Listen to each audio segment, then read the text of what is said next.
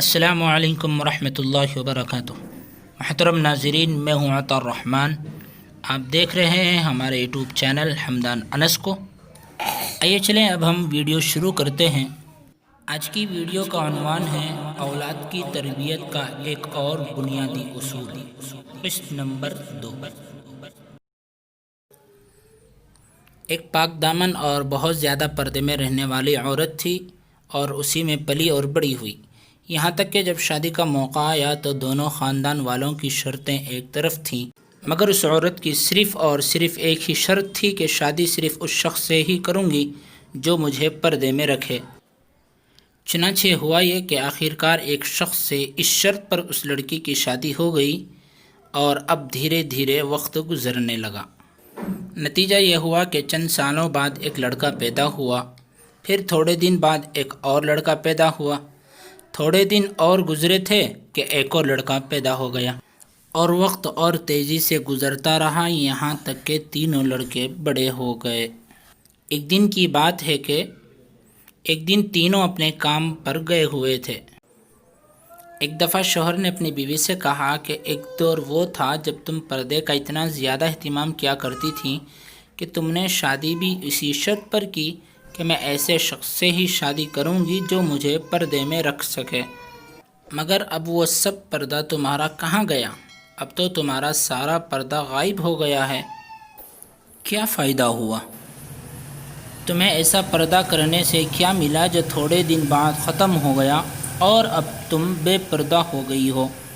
تو بیوی نے اپنے شوہر سے کہا کہ میں تمہیں آج پردہ اور بے پردہ کا فائدہ بتاتی ہوں، بس تم میرا ایک کام کرنا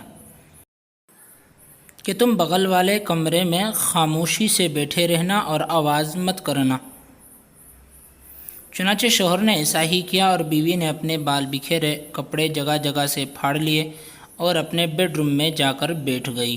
چنانچہ تھوڑی دیر بعد سب سے بڑا لڑکا گھر آیا اور بیڈ روم میں گیا تو کیا دیکھتا ہے کہ روم کا حال کا بے حال ہوا پڑا ہے۔ ماں کے بال بکھرے پڑے ہیں اور جگہ جگہ سے کپڑے بھی پھٹے پڑے ہیں اور ماں زور زور سے رو رہی ہے۔ لڑکا ماں کے پاس گیا اور ماں کو سمجھایا کہ امی، آپ نے ایسی حالت کیوں بنا رکھی ہے؟ آپ کا اس عمر میں ایسا کرنا ٹھیک نہیں ہے، یہ تو سب ہوتا ہی رہتا ہے، آپ ابو سے معافی مانگ لو، سب ٹھیک ہو جائے گا۔ یہ کہہ کر لڑکا چلا گیا۔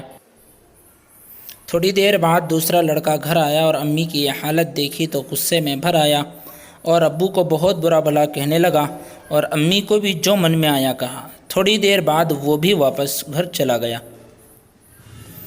پھر تھوڑی دیر بعد باپ کا تیسرا اور سب سے چھوٹا اور لاڈلا بیٹا آیا اور ماں کی یہ حالت دیکھی تو اپنے آپ سے باہر ہو گیا اور ابو کو دوسرے والے سے بہت زیادہ برا بھلا کہنے لگا، یہاں تک کہ ماں کو بھی بہت زیادہ برا بھلا کہا اور جو من میں آیا سب کچھ بول دیا۔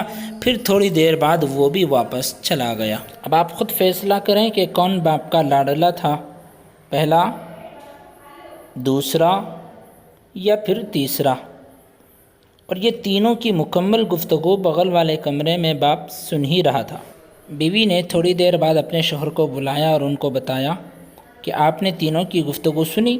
انہوں نے کہا کہ ہاں میں نے سنی، پر مجھے سمجھ میں نہ آیا کہ تم مجھے کیا بتانا چاہتی ہو۔ تو بیوی نے کہا، پہلی مرتبہ جس کی آپ نے گفتگو سنی وہ آپ کا پہلا والا لڑکا تھا جس نے میرے ساتھ آپ کی بھی عزت کو باقی رکھا، اور دوسری مرتبہ جس کی آپ نے گفتگو سنی وہ آپ کا دوسرا والا بیٹا تھا جس نے آپ کو برا بھلا کہا اور نازیب الفاظ استعمال کیے، یہاں تک کہ گالیاں بھی دی، یعنی کہ اس نے میرا تو لحاظ کیا، میری لاج رکھی، یعنی کہ پردہ پوشی کی، مگر آپ کی پردہ دری کی اور آپ کی عزت اچھالی، گویا کہ آپ کی اس کے نزدیک کوئی قدر نہیں۔